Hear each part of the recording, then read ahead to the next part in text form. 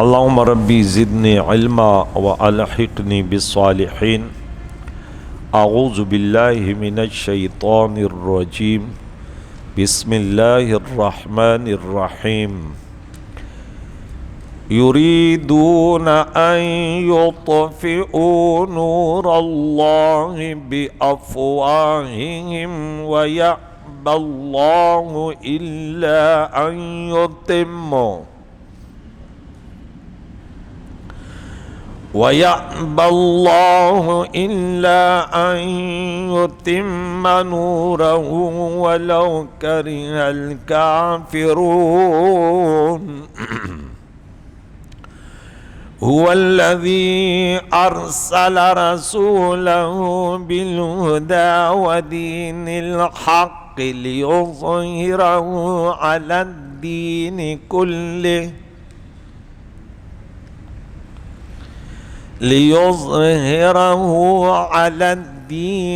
كُلِّهِ وَلَوْ كَرِهَ الْمُشْرِكُونَ صدق اللہ العظیم۔ حضرات محترم، سورہ توبہ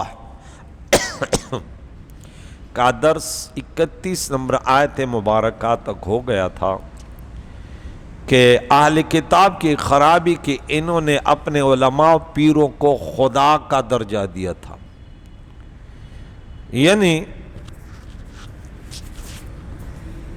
وہ غلط کہتے یا صحیح، ان کی غلط بھی صحیح تھی اور صحیح بھی صحیح تھی، حالانکہ اللہ جو حکم دے اس میں آپ سوچ نہیں سکتے، لیکن عالم دین ہے، پیر ایک بات کر رہے ہیں، آپ کو سوچنے کا موقع تو ہے کہ پھر قواریت پہ مجھے لے جا رہا ہے یا دنیا کی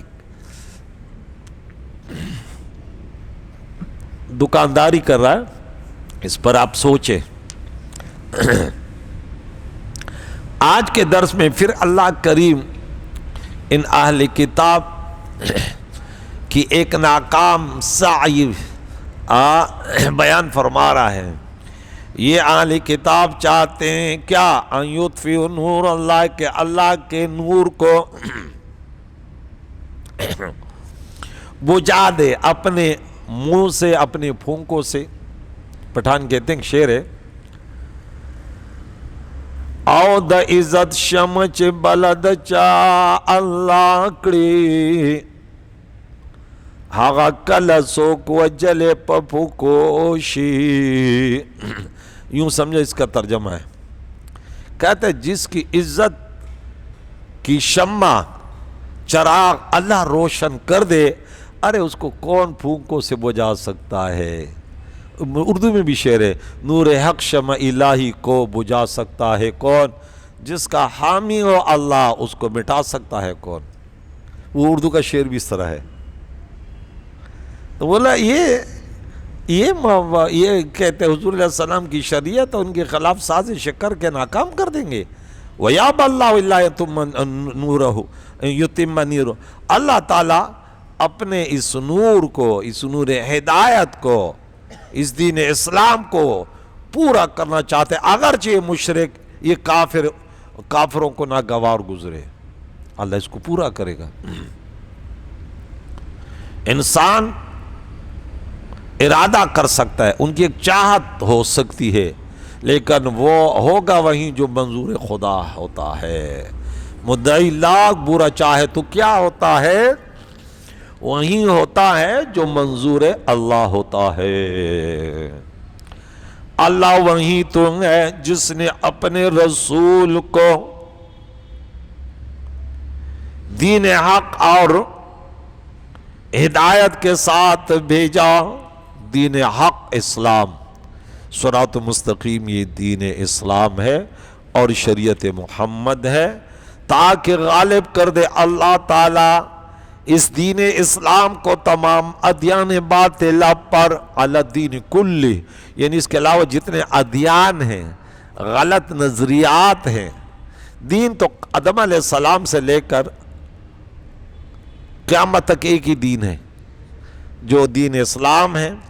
ان الدین عند اللہ الاسلام، اللہ کے ہاں دین صرف اسلام ہے۔ وَمَن يَبْتَغِي غَيْرَ الْإِسْلَامِ دِينًا فَلَن يُقْبَلَ مِنْهُ وَهُوَ فِي الْآخِرَةِ مِنَ الْخَاسِرِينَ۔ جو دین اسلام سے ہٹ کر کوئی دین چاہے گا وہ ہرگز اس کے اس عقیدے کو قبول نہیں کیا جائے گا، اور یہی نقصان اٹھانے والے ہیں۔ یہاں وَلَوْ كَرِهَ الْكَافِرُونَ، یہاں وَلَوْ كَرِهَ الْمُشْرِكُونَ، کافر عام اور مشرک خاص ہے۔ کافر ہر کافر کو شامل ہے، مشرک ہر کافر کو شامل، ایک خاص قسم کے کفر کو شامل ہے۔ جو سورہ نساء میں ہم نے 2 جگہ پڑھا تھا، آیت نمبر 48 اور 116، ان اللہ لا یغفر ان یشرک بہ ویغفر ما دون ذلک لمن یشاء۔ تو عام نے تفسیر کی کہ یہاں شرک سے مراد کفر ہے، اللہ کفر کے علاوہ تمام گناہوں کو چاہے تو معاف کر دے۔ یہاں دیکھیں کریم مولا نے فرمایا کہ اللہ تعالیٰ کے نور کو اپنے پھونکوں سے، اپنے منہ سے بجھانا چاہتے ہیں، اور اللہ تعالیٰ انہیں پورا کرنا چاہتا ہے۔ اس جگہ نور سے مراد حضور علیہ الصلاۃ والسلام بھی ہو سکتے ہیں، اس لیے کہ اگلی آیت میں حضور علیہ الصلاۃ والسلام کا ذکر مبارک ہے۔ وہ اس آیت مقدسہ آیت نمبر 33-32 کی تفسیر ہے۔ ملا علی قاری علیہ رحمۃ الباری نے موضوعات کبیر کے آخر میں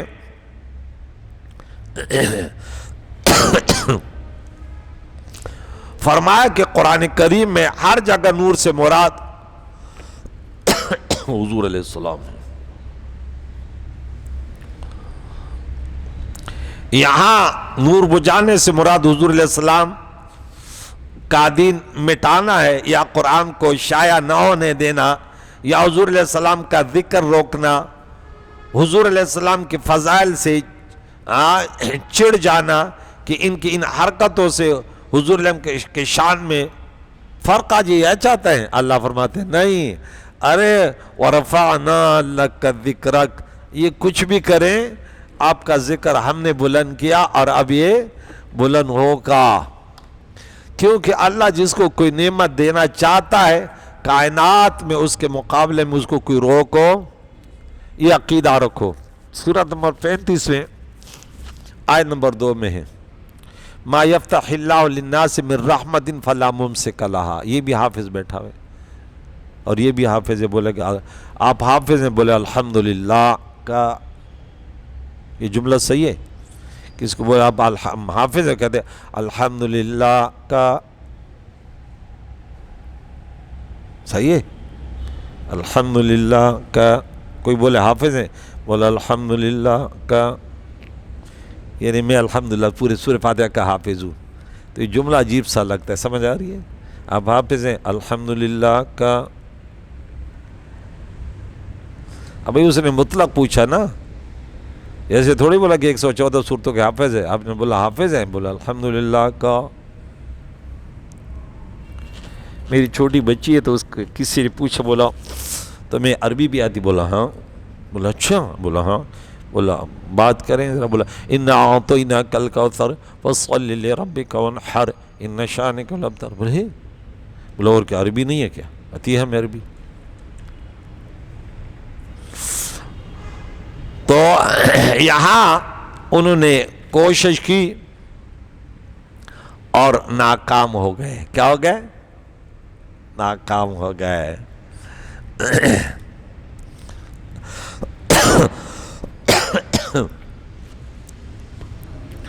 معلوم ہوا کہ حضور علیہ السلام اللہ تعالیٰ کی ذات اور صفات کا مظہر ہے۔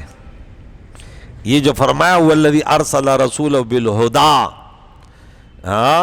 وہی اللہ ہے جس نے اپنے رسول علیہ الصلاۃ والسلام ہدایت اور سچے دین کے ساتھ بھیجا۔ اگر رب کو پہچاننا ہو تو یوں پہچانو کہ رب وہ ہے جس نے محمد کو رسول بنا کر بھیجا اور پورے کائنات کے لیے رحمت بنا کر بھیجا۔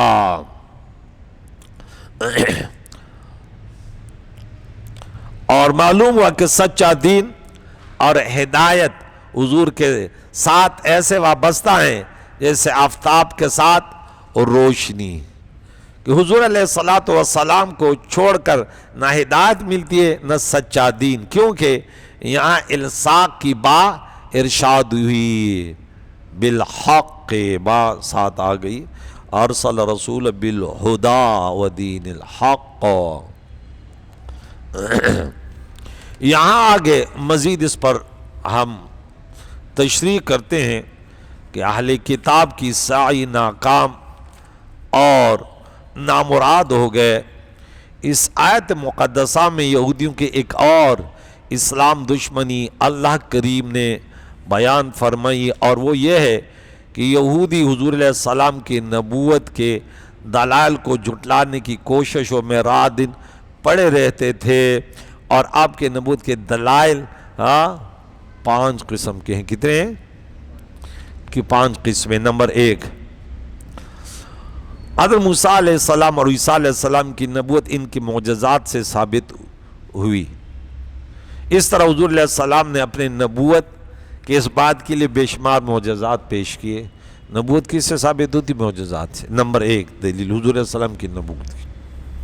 نمبر 2، حضور علیہ السلام امی تھے اور آپ نے قرآن مجید کو پیش کیا جس کی فصاحت اور بلاغت کی نظیر آج تک کوئی نہیں لا سکا، باوجود کہ سورہ بقرہ میں آیت نمبر 23، سورہ یونس میں آیت نمبر 38، سورہ ہود میں آیت نمبر 13 اور سورہ بنی اسرائیل میں آیت نمبر 88۔ یاد نہیں ہے دلائل؟ دلائل یاد کیا کریں۔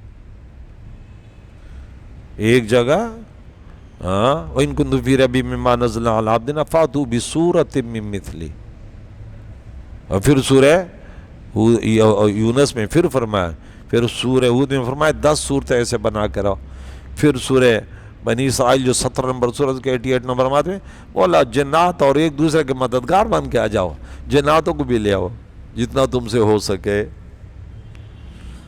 تو یہ حضور علیہ الصلوۃ والسلام کی نبوت کی بہت بڑی دلیل ہے کہ ایک یونیورسٹی سے پڑھا لکھا انسان نہیں ہے، شعر و شاعری کرنے والا نہیں ہے، وَمَا عَلَّمْنَا الشِّعْرَ وَمَا يَنبَغِي لَهُ، وہ تو کہتے تھے کہ شاعر ہے، یہ ہے، کہتے ہیں رسول اللہ کی شان نہیں ہے۔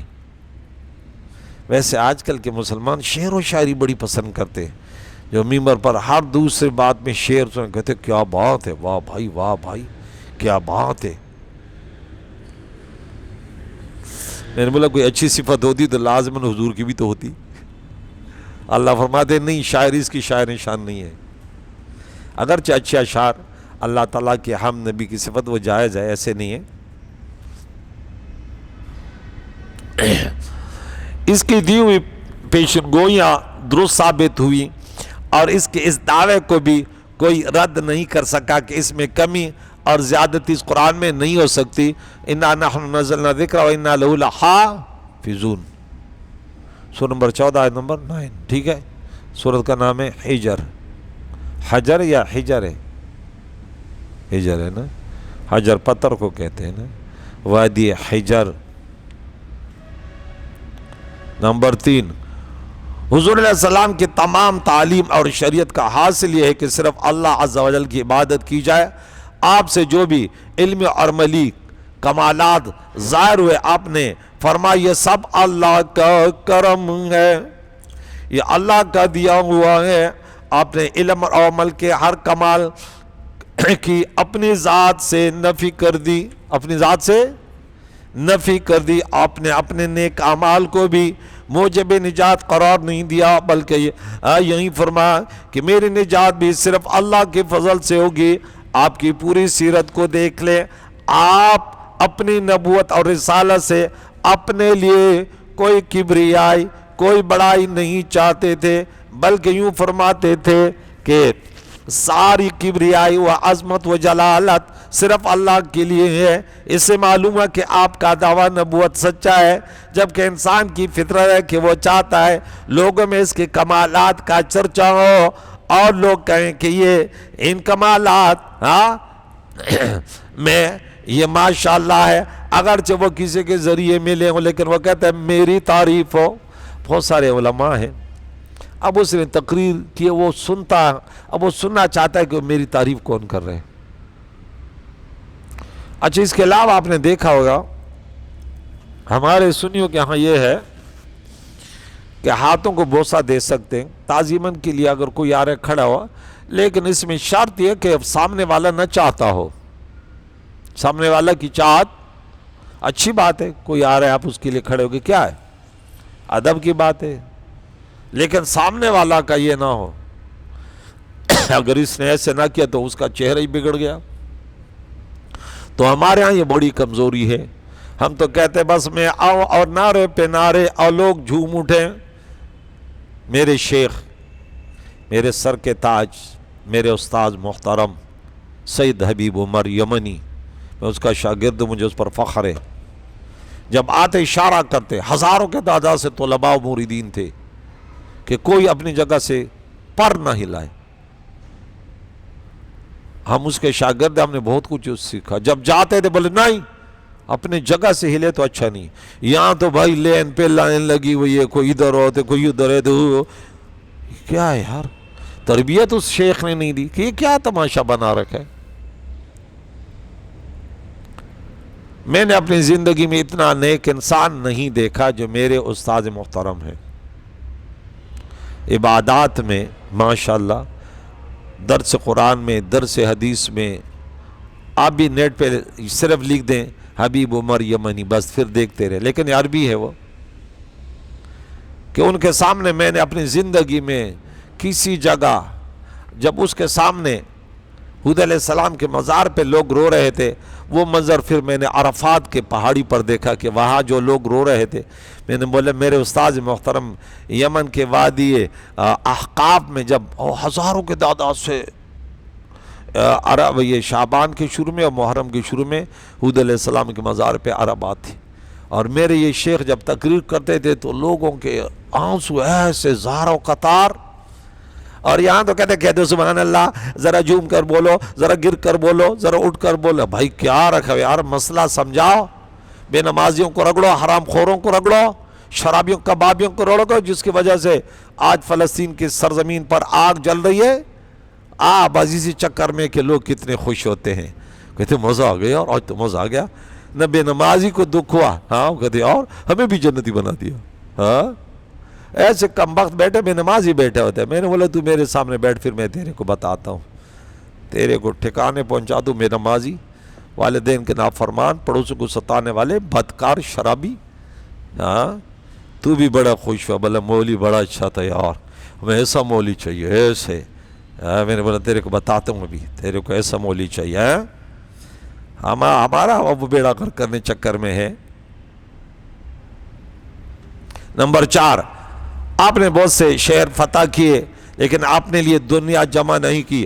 آپ کے کھانے پینے، لباس اور گھر کے ساز و سامان میں کوئی آسودگی، عیش اور تنعم نہیں تھا۔ ڈھیر و مال غنیمت آتا، لیکن آپ اس کو تقسیم کیے بغیر مسجد نبی سے اڑتے نہیں تھے۔ اس سے بھی معلوم ہوا کہ آپ سچے نبی تھے، اور اس دعوے نبوت سے آپ کا مقصود اپنی ذات کی منفعت نہ تھی۔ سچے نبی ہیں، سچے نبی رہیں گے تا قیامت۔ اس وقت کا تھوڑا مولوی آگے نکل جائے، پھر اس کے بنگلے اور اس کے گاڑیوں کو ذرا دیکھیں۔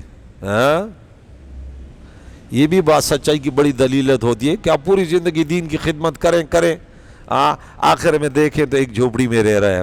بولا یہ مولانا صاحب سچے ہیں۔ انہوں نے، کیونکہ ہم چاہیں گے تو اللہ تو دے گا، اللہ فرماتے ہے جو دنیا چاہتا ہے میں دیتا ہوں۔ ہم کہتے ہیں یا اللہ بس، میرے نبی نے فرمایا اللہ اتنا دے، ایک وقت کا کھاؤ تیرا شکر ادا کروں، اور دوسرے دن نہ ملے تھے صبر کرتا رہوں۔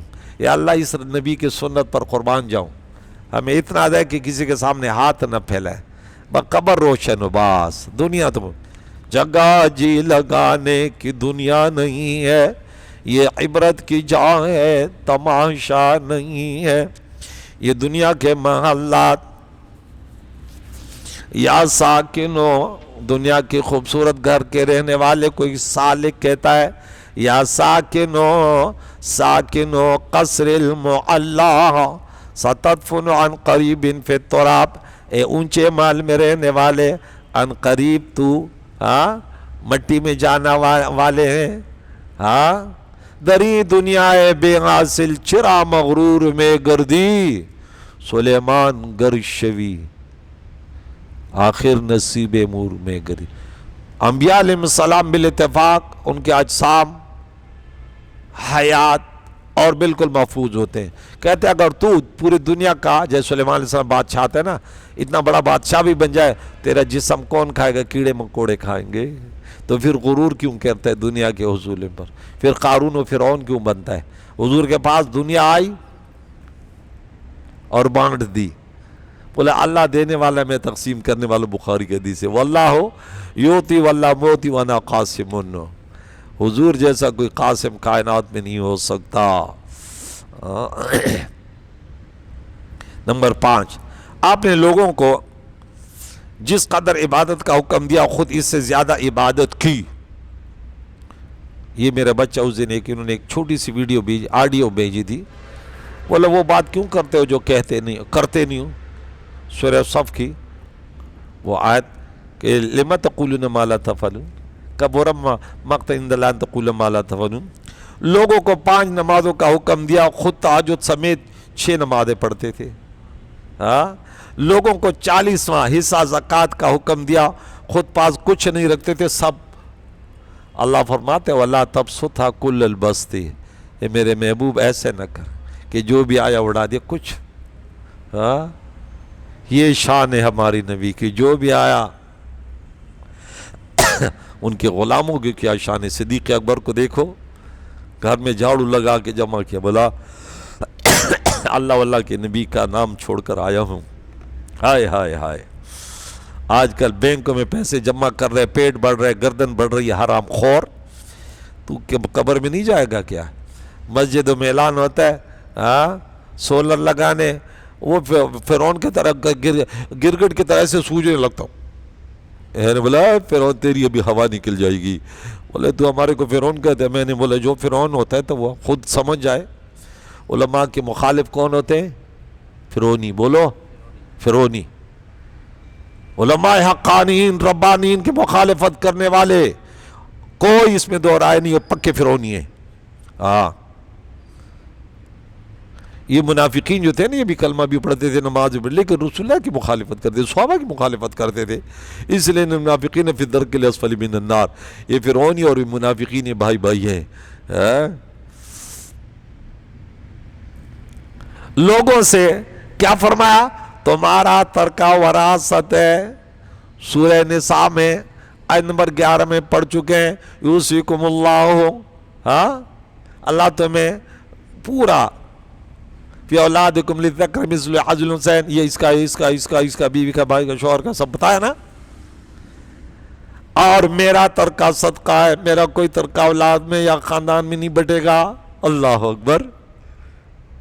ایسے اگر آج بھی میں کہتا ہوں کہ ایسے رسول اللہ کا سچا امتی پیدا ہو جائے تو آج بھی وہ کہتے ہیں نا، اگر آج بھی ایمان ابراہیم ہو پیدا تو آگ کر سکتی ہے. کس طرح ہے؟ اس طرح کوئی شعر ہے.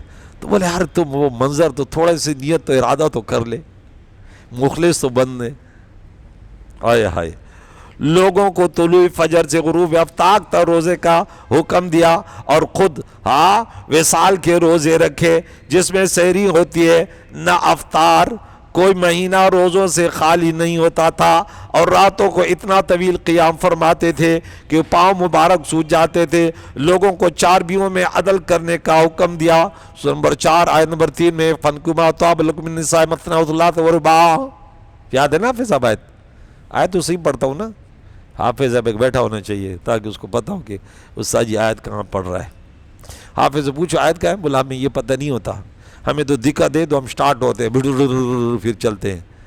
لیکن بولو فلاں جگہ سے سٹارٹ لے لو، بولے یہ پتہ نہیں ہے یہ کیا ہوتا ہے.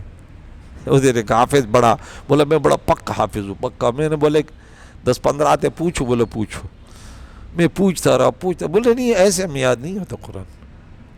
ہمیں تو آپ بولے کہ یہاں سے سٹارٹنگ لے لیں، پھر ہمیں پتہ نہیں اس کے بعد کون سی آیت آ رہی، بس چل رہے ہیں. دوسروں کو کیا فرمایا؟ 4 بیویوں میں عدل کرو، اور خود بیک وقت 9 ازواج میں عدل کر دکھایا. آپ کی عبادت اور ریاضت میں اس قدر کوشاں ہونا یہ ظاہر کرتا کہ آپ کا دعویٰ نبوت اپنے عیش و آرام، اپنے آسودگی اور اپنے بڑائی کے لیے نہ تھا. آپ سچے نبی ہیں. کتنے خوش نصیب ہیں ہم کہ قادیانی کو دوبر میں لات مار کے اس کو کہتے تو ویسے بھی جہنم میں جائے گا. ہاں، اور جہنم میں پہنچ گیا. اس کے ماننے والے سب جہنمی برباد ہو گئے ڈالروں کو کھا کے. ہاں، اور آپ کا پیغام سچا ہے.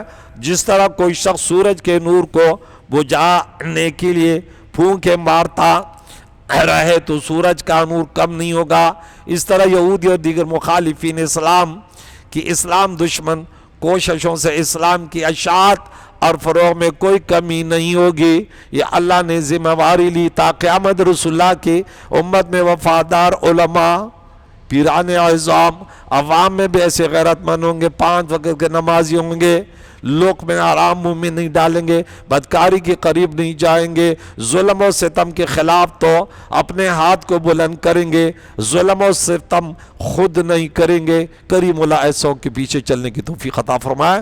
صلی اللہ علیہ محمد و صحبہ اجمعین برحمتک.